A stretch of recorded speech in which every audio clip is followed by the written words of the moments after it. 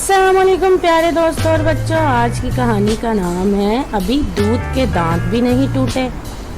School के बच्चों ने मछली का शिकार का प्रोग्राम बनाया तो फैजान भी अपने अब्बू से जिद करने लगा कि वो भी मछली का शिकार करने जाएगा।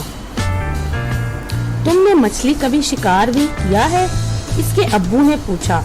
अब्बू, बात मछली के शिकार की नहीं है, हम तो घूमने फिरने जा रहे हैं, फैजान ने कहा। और अब्बू ने इसे अपना ख्याल रखने की ताकीद करने की इजाज़त दे दी। झील के किनारे पहुंचकर सब बच्चे अपनी अपनी मछली पकड़ने की डोरों के साथ कश्तियों में सवार हो गए। फैजान भी एक कश्ती में दूसरे बच्चों के साथ बैठ गया। अरे भाई फैजान, तुम तो झील के किनारे बैठकर मजे करो, तुम भला कहाँ शिकार कर पाओगे? स्कूल के उस्ताद ने फैजान से, जो कि दीगर बच्चों के मुकाबले में छोटा था, कहा।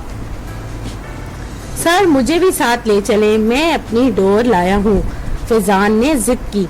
बच्चा, तुम अभी छोटे हो, तुम यहीं बैठो, तुम्हारे तो अभी दूध के दांत भी नहीं टूटे, तुम कैसे शिकार करोगे?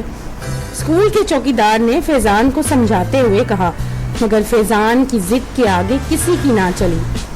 1 घंटे तक बच्चे अपनी अपनी कश्तियों में बैठे पानी की डोर डाले मछली के फंसने का इंतजार करते रहे, मगर सिवाय 1-2 मछलियों के किसी की डोर में भी कोई मछली नहीं फंसी।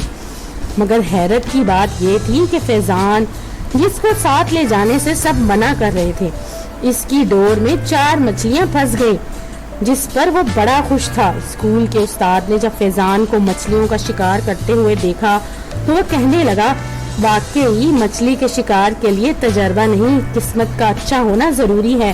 फैजान की किस्मत अच्छी थी जो इसकी डोर में 4 मछलियां फंस गईं। तमाम बच्चे फैजान की मछलियों को देख रहे थे और फैजान मियाँ खुशी से फूले नहीं समा रहे थे। तो दोस्तों, अगर आपको ये कहानी पसंद आए तो मेरे चैनल को लाइक और सब्सक्राइब जरूर कीजिएगा।